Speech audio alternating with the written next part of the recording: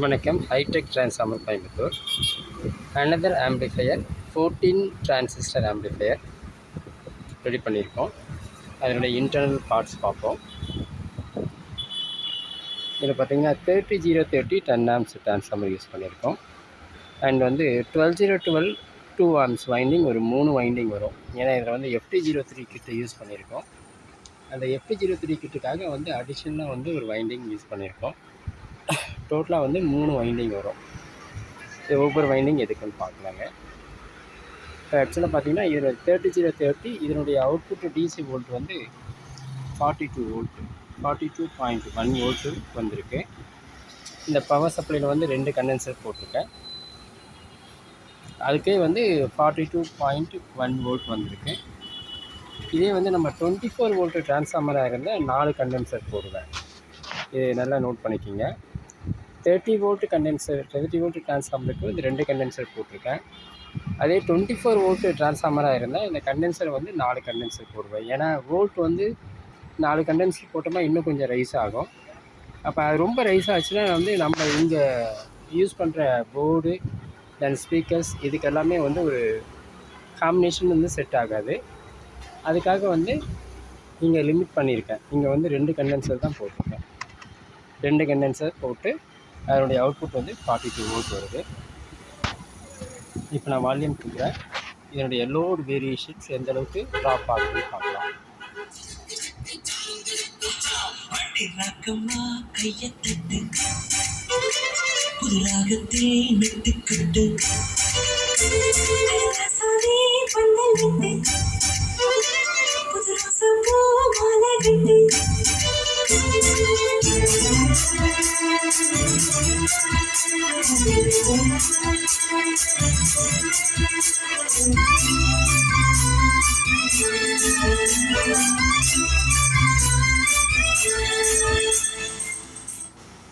So இந்த transformer வந்து up to வந்து 36 வரைக்கும் ட்ராப் ஆகுது. ஸோ அந்த போர்டு லோடுக்கு வந்து தேவையான ஒரு டிரான்ஸ்ஃபார்மர் கரெக்டாக இருக்குது. இதில் சில பேர் என்ன பண்ணுவாங்க, 2 டிரான்ஸ்ஃபார்மர் போடுங்க அப்படின்வாங்க. 2 டிரான்ஸ்ஃபார்மர் போட்டிங்கன்னா என்ன ஆகுன்னு கேட்டிங்கன்னா, இந்த ஓவரால் கரண்ட் ஃப்ளோ வந்து ஒரு டிரான்ஸ்ஃபார்மருக்கு இருந்து இன்னொரு டிரான்ஸ்ஃபார்மருக்கு வராது. அதாவது நீங்கள் தனித்தனியாக 2 டிரான்ஸ்ஃபார்மர் போட்டிங்கன்னா ஒரு சப்போர்டுக்கு வந்து கரண்ட் அதிகமாக தேவைப்படுதுன்னா அந்த டிரான்ஸ்ஃபார்மர் வந்து அந்த டிரான்ஸ்ஃபார்மருக்கு வராது. பட் ஒரு சிங்கிள் டிரான்ஸ்ஃபார்மர் போடும்போது பார்த்திங்கன்னா காமன் கரண்ட்டு, அந்த காமன் கரண்ட்டு எந்த போர்டுக்கு அதிகமாக தேவைப்படுதோ அந்த போர்டுக்கு அது கரண்ட் ஃப்ளோ இருக்கும். அதனால் தனித்தனியாக டிரான்ஸ்ஃபார்மர் போடுறதுக்கு வந்து உங்களுக்கு காஸ்ட் வைஸ் அதிகமாகிடும். அதே சமயத்தில் ரிசல்ட்டும் கம்மியாகிடும். ரிசல்ட் எப்படி கம்மியாகும்னு கேட்டிங்கன்னா, நீங்கள் ஒன்ஸ் இந்த லோடு கொடுத்து டெஸ்ட் பண்ணும்போது பார்த்திங்கன்னா வோல்ட் வந்து ரொம்ப ட்ராப் ஆகிடும். 40 வோல்ட் வந்து இனிஷியலாக இருக்கும். அடுத்த லோடு கொடுத்திங்கன்னா வந்து அது பார்த்திங்கன்னா 20 வோல்ட்டு அந்த மாதிரி ட்ராப் ஆகிடும். அது என்ன காரணம்னு கேட்டிங்கன்னா, அந்த பவர் டிஸ்ட்ரிபியூஷன் வந்து கரெக்டாக இல்லை. அதனால் வந்து 2 டிரான்ஸ்ஃபார்மர் போட்டிங்கன்னா உங்களுக்கு வந்து அது வந்து காஸ்ட்டும் வேஸ்ட்டு, அது மாதிரி ரிசல்ட்டும் கண்டிப்பாக புவர் ஆகும். ஏன்னா 2 டிரான்ஸ்ஃபார்மர் போடுறதுன்னா இதே மாதிரி 2 டிரான்ஸ்ஃபார்மர் போட மாட்டீங்க. இதில் பாதி சைஸ், இது 4 இன்ச்சு கோரில் போட்டிருக்கேன். இதில் பாதி சைஸ் 2 இன்ச்சு 2 இன்ச்சில் 2 போடுவீங்க. அப்போ கரண்ட்டை டிவைட் பண்ணுவீங்க. சப்புக்கு அதிகமான கரண்ட்டு தேவைப்படும். அது தேவைப்படும் போது என்ன ஆகும் கேட்டிங்கன்னா, ஆட்டோமேட்டிக்காக வோல்டேஜ் ட்ராப் ஆகும். ஃப்ரண்ட்டுக்கு சஃபிஷியண்ட்டாக இருக்கும். அப்போ அந்த கரண்ட்டை வந்து அங்கேருந்து எடுக்க முடியாது, இன்னொரு டிரான்ஸ்ஃபார்மர்லேருந்து எடுக்க முடியாது. பட் சிங்கிள் டிரான்ஸ்ஃபார்மராக போட்டிங்கன்னா அந்த கரண்ட்டை வந்து ஆட்டோமேட்டிக்காக வந்து அது எடுத்துக்கும். எக்ஸஸ் கரண்ட் எப்போ தேவைப்படுதோ அந்த சிங்கிள் டாப்பிங்லேருந்து அழகாக எடுத்துக்கும். இன்னொரு வழியும் பண்ணலாம். நீங்கள் வந்து ஒரு 24 வந்து ஒரு STK ஐசி யூஸ் பண்ணிவிட்டு சப்புக்கு மட்டும் ஒரு ஃபெட் போர்டு போடுறீங்க. அதுக்கு வந்து 30 வோல்ட் வேணும். STKக்கு வந்து 24 வோல்ட் வேணும். அதுக்கு பார்த்திங்கன்னா இந்த மாதிரி டிரான்ஸ்ஃபார்மர் பண்ணிக்கலாம். இதில் பார்த்திங்கன்னா 50 12 0 12 50 கொடுத்துருக்கேன். அதுக்கு பதில் 30 24 0 24 30 அந்த மாதிரி டிரான்ஸ்ஃபார்மர் பண்ணிக்கலாம். அதாவது ஒரே வைண்டிங்கில் வந்து நம்ம 2 பவர் சப்ளை யூஸ் பண்ணிவிட்டு இந்த 24 0 24 பவர் சப்ளை எடுத்து ஒரு தனியாக ஒரு power supply PCB, common ground, ரெண்டுமே காமன் கிரவுண்டு. இன்னொன்று வந்து 30 0 30 ஆர் 36 0 36 அந்த மாதிரி போட்டு அதுக்கு அப்போ என்ன ஆகும்னு கேட்டிங்கன்னா, அந்த கரண்ட் வந்து உங்களுக்கு வந்து ஈக்குவலாக டிஸ்ட்ரிபியூட் ஆகும்னா எதுக்கு என்ன கரண்ட் தேவைப்படுதோ அந்த கரண்ட் எடுத்துக்கும். மற்ற ஏரியாவுக்கு கொஞ்சம் கம்மியாகும். பட் அதனால் வந்து உங்களுக்கு வந்து அந்த ரிசல்ட் வந்து பக்காவாக எடுக்கும். ஸோ இந்த மாதிரி தான் போடணும். 2 ட்ரான்ஸ்ஃபார்மர் போடுறது வந்து ரெக்கமெண்டட் கிடையாது. 2 ட்ரான்ஸ்ஃபார்மர் போட்டிங்கன்னா உங்களுக்கு வந்து காஸ்ட்டும் அதிகமாகும். அந்த மாதிரி ரிசல்ட் வந்து கண்டிப்பாக நீங்கள் ட்ரான்ஸ்ஃபார்மரை செக் பண்ணி பார்த்தீங்கன்னா கண்டிப்பாக வோல்டேஜும் வந்து ட்ராப் ஆகும். ஸோ இது வந்து ட்ரான்ஸ்ஃபார்மர் ஃபஸ்ட் செக்ஷன் முடிச்சிட்டோம். அது மாதிரி வந்து அந்த பவர் கண்டென்சர் அது போடுறதும் வந்து நமக்கு என்ன தேவையோ அதுக்கு போடணும். ரொம்ப வோல்டேஜை ரைஸ் பண்ணாலும் வந்து உங்களுக்கு வந்து ஃபெட் போர்டுக்கு அதிகமான வோல்ட் போகும். அது போகிறதுக்கு இன்னும் தப்பு ஒன்றும் கிடையாது. பட் அதுக்கேற்ற மாதிரி ஸ்பீக்கர்ஸ் இருக்கணும். அது ஸ்பீக்கர்ஸ் பற்றி வரேன் நான். ஸோ இது வந்து இப்போ ட்ரான்ஸ்ஃபார்மர் முடிஞ்சு. ட்ரான்ஸ்ஃபார்மர் வந்து பர்ஃபெக்டாக வந்து இந்த போர்டுக்கு நம்ம சூஸ் பண்ணியிருக்கோம். 14 ஃபட் எங்களுடைய டிரான்சிஸ்டர் போர்டு. அந்த டிரான்சிஸ்டர் போர்டுக்கு கரெக்டான ஒரு ட்ரான்ஸ்ஃபார்மர் சூஸ் பண்ணியிருக்கோம். 30-030. அதில் 3 வைண்டிங் வருது. 3 வைண்டிங்கும் வந்து ஒவ்வொரு பார்ட்டுக்கு. ஒன்று வந்து கண்ட்ரோல் போர்டுக்கு, ஒரு 12-012 வந்து கண்ட்ரோல் போர்டுக்கு. அந்த 12-012 வந்து டோட்டலாக இந்த போர்டு ஆப்ரேட் பண்ணோம். இன்னொரு வைண்டிங் பார்த்தீங்கன்னா உங்களுக்கு வந்து FT03 போர்டுக்கு, FT03 போர்டுக்கு இன்னொரு வைண்டிங் கொடுத்துருக்கேன். இன்னொரு வைண்டிங் எடுத்து லைட்டிங் லோட்ஸ் அண்ட் ஃபேனுக்கு யூஸ் ஆகிட்டுருக்கு. ஸோ இது 3. இது ட்ரான்ஸ்ஃபார்மர் முடிஞ்சு. அடுத்து 14 ஃபட்டுக்கு வருவோம். இந்த 14 ஃபட் வந்து SMD டைப்பு. கிளாரிட்டி வந்து சூப்பராக இருக்கும். இதில் யூஸ் பண்ணும்போது பார்த்தீங்கன்னா ஹீட் சிங் வந்து மெயின் ஃபேக்டர். எந்த அளவுக்கு நம்ம கரண்ட் கொடுக்குறோமோ அந்தளவுக்கு வந்து ஹீட் சிங் இருக்கணும். ஆக்சுவலாக அந்த ஃபெட்டு வந்து போகிறதுக்கு காரணமே வந்து பார்த்திங்கன்னா 2 ரீசன். ஃபஸ்ட்டு ரீசன் வந்து தெர்மல் ரன் அவே, அதாவது ஹீட் சிங் ப்ராப்பராக இல்லாததால் டிரான்சிஸ்டர் போகும். எப்படி போகணும்னு கேட்டிங்கன்னா, ஒன்று வந்து ஃபஸ்ட்டு ஹீட் ப்ரொடியூஸ் ஆகும். அந்த மோர் ஹீட் ப்ரொடியூசஸ் மோர் கலெக்டர் கரண்ட். இதுதான் concept. More collector current produces more heat in the heat Singh. So இப்படியே வந்து ஒரு ஃபினாமினா வந்து அதே கண்டினியூ ஆகிட்டே இருக்கும். மோர் heat in the heat Singh, then more current in the collector current, then more current in the heat Singh, then more current in the collector current. இப்படியே ஒரு ஸ்டேஜில் போகும்போது டிரான்சிஸ்டருடைய வோல்ட் வந்து பார்த்திங்கன்னா மோர் தென் 100 டிகிரி சென்டிகிரேட் ஆகிடும். அப்போ மோர் தென் 100 டிகிரி சென்டிகிரேட் ஆகும்போது ஆட்டோமேட்டிக்காக வந்து டிரான்சிஸ்டர் வெடிக்க ஆரம்பிச்சிடும். டிரான்சிஸ்டர் ஃபெயிலியர் ஆகும். ஸோ இந்த ஃபினாமினா அவாய்ட் பண்ணுறதுக்கு கண்டிப்பாக வந்து நம்ம ஹீட் சிங்கை வந்து நம்ம பவர் சோர்ஸுக்கு ஏற்ற மாதிரி, நம்ம பவர் சோர்ஸ் அதிகமாக யூஸ் பண்ணியிருக்கோம். பவர் சோர்ஸ் கம்மியாக யூஸ் பண்ணோமா உங்களுக்கு ரிசல்ட் கிடைக்காது. பவர் சோர்ஸ் அதிகமாக யூஸ் பண்ணியிருக்கோம். ஸோ அந்த பவர் சோர்ஸ்க்கு ஏற்ற மாதிரி வந்து அந்த கரெக்டான ஹீட் சிங்கை சூஸ் பண்ண வேண்டியிருக்கு. இப்போ நார்மலாக வர ஹீட் சிங்கில் வந்து நம்ம பத்தலைன்னு சொன்னால் அடிஷ்னலாக எந்த ஒரு அலுமினியம் பிளேட் இருந்தாலும் ஆட் பண்ணிக்கலாம். ஆட் பண்ணிவிட்டு ஒரு ஸ்டேபிள் ஹீட் வந்து அதில் இருக்கணும். இருக்கிற மாதிரி போட்டோமா இந்த டிரான்சிஸ்டர் போகாது. அடுத்த பாயிண்ட் வந்து பார்த்திங்கன்னா ஸ்பீக்கர்ஸாலேயும் வந்து போகும். ஸ்பீக்கர்ஸால் எப்படி போகும்னு கேட்டிங்கன்னா, ஸ்பீக்கர்ஸ் வந்து ரிவர்ஸ் கரண்ட் வரும். அது ரிவர்ஸ் கரண்ட் நார்மலாகவே வந்துட்டுருக்கோம். அந்த வாய்ஸ் காயில் வந்து மேக்னெட்டில் ரஃப் ஆகும்போது வந்து கரண்ட் வந்து ரொம்ப அதிகமாகிடும். ரொம்ப அதிகமாச்சுன்னா வந்து ஆட்டோமேட்டிக்காக வந்து உங்களுக்கு ரிவர்ஸ் கரண்ட்டினுடைய ஃப்ளோவும் அதிகமாகும். ரிவர்ஸ் கரண்ட் ஃப்ளோ அதிகமாச்சுன்னா டிரான்சிஸ்டர் டேமேஜ் ஆகிடும். ஸோ அதை அவாய்ட் பண்ணுறதுக்கு வந்து நம்ம நல்ல ஸ்பீக்கர்ஸ் யூஸ் பண்ணணும். நல்ல ஸ்பீக்கர்ஸ் யூஸ் பண்ணோன்னா அது வந்து நம்ம மெக்கானிக்கல் டெஸ்ட்டு நம்ம அழுத்தி பார்க்கலாம். அழுத்தி பார்த்தா ரஃப் அண்ட் உள்ள உராயுதான்னு பார்க்கலாம். பட் ஒரு ஸ்டேஜ் மட்டும்தான் பார்க்க முடியும். நம்ம அழுத்தி பார்க்கும்போது வந்து வாய்ஸ் காயில் வந்து உள்ளே தான் வச்சு அழுத்தி பார்க்க முடியும். அது வெளியே வரும்போது உராயுதான்னு சொல்லிட்டு தான் நம்மளால் பார்க்க முடியாது. அதுக்கு தான் வந்து ஒரு மெக்கானிசம் இருக்குது, ஒரு டெஸ்ட் எக்யூப்மெண்ட் இருக்குது, rough and bus test equipment. அந்த எக்யூப்மெண்ட்டில் கொடுத்தோமா வந்து நம்ம ஒரு ஃப்ராக்ஷன் ஆஃப் செகண்டில் வந்து அது கண்டுபிடிச்சிடும். அதாவது உங்களுக்கு வந்து ஸ்பீக்கர் வந்து உள்ளே போகும்போது உராயுதா இல்லை வெளியே வரும்போது உராயுதா. அந்த வெளியே வரும்போது உராய்ஞ்சின்னா அதை நம்மளால் கண்டுபிடிக்கவே முடியாது. ஏன்னா என்ன தான் நம்ம எக்ஸ்பர்ட்டாக இருந்தாலும் உள்ளே போகும்போது உராயிரத்தை மட்டும்தான் பார்க்க முடியும். வெளியே வரும்போது உராயிரத்தை நம்ம பார்க்க முடியாது. அப்போ வெளியே வரும்போது உராயுதுன்னு சொன்னால் அது வந்து கண்டிப்பாக அந்த எக்யூப்மெண்ட் இருக்கணும். அப்போ அந்த எக்யூப்மெண்ட்டை டெஸ்ட் பண்ணுற பிராண்ட்ஸ் மட்டும்தான் நம்ம வாங்க முடியும்.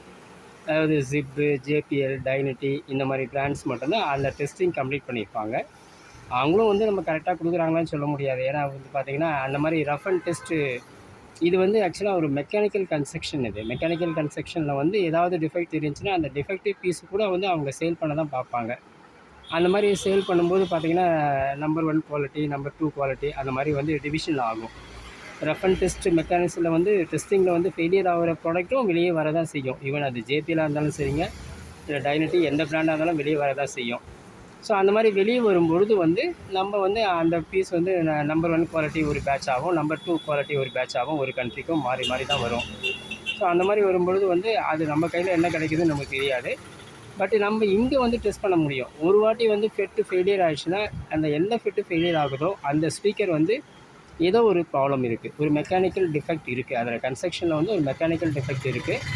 அந்த டிஃபெக்ட்னால தான் அது ஃபெயிலியர் ஆகுது. கண்டிப்பாக அந்த ஸ்பீக்கரை ரீப்ளேஸ் பண்ணி ஆகணும் நம்ம. இல்லைனா வந்து கண்டினியூஸாக அதே ஃபெட் போர்டு அதே இடத்துல போயிட்டே இருக்கும். அது காரணமே வந்து பார்த்திங்கன்னா அந்த மெக்கானிக்கலாக வந்து அந்த வாய்ஸ் காயில் வந்து ரஃப் ஆகிட்டு இருக்குது.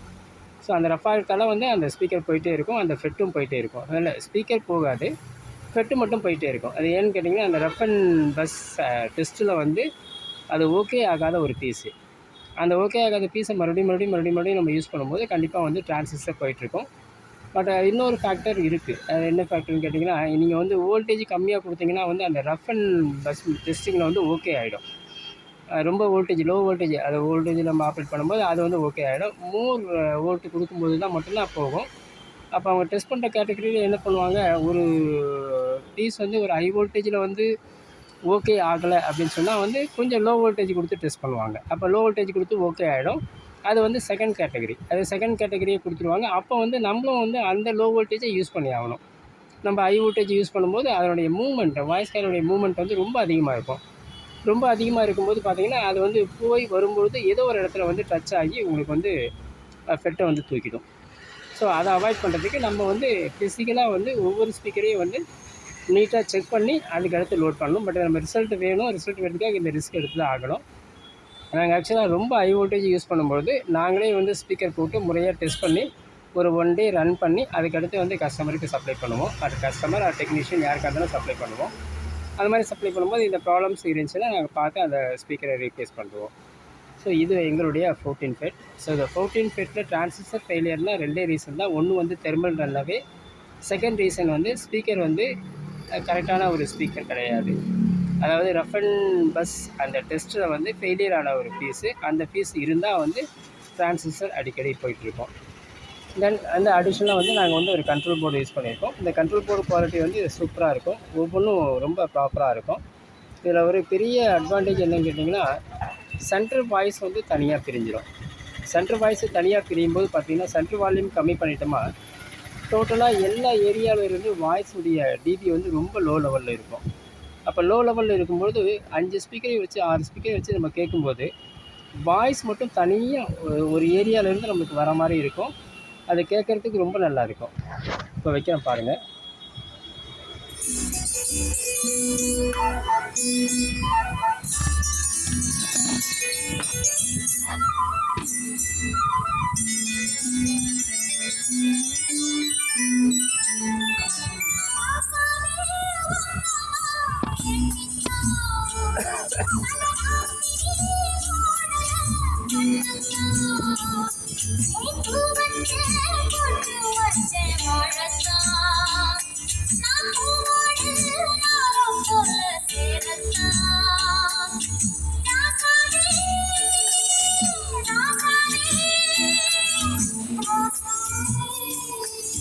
இப்போ வாய்ஸ் ஃபுல்லாகவே கம்மி பண்ணிட்டேன்.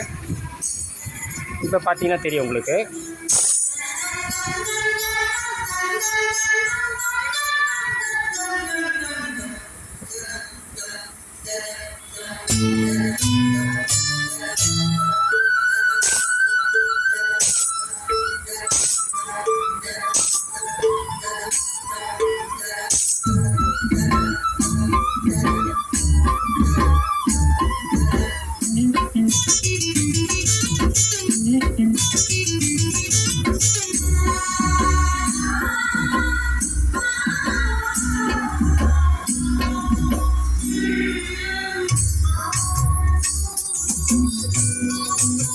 நீங்கள் பார்த்தீங்கன்னா தெரியும் வாய்ஸ் கம்மியாக இருக்கும். இப்போ சட்டு கொடுக்குறேன்.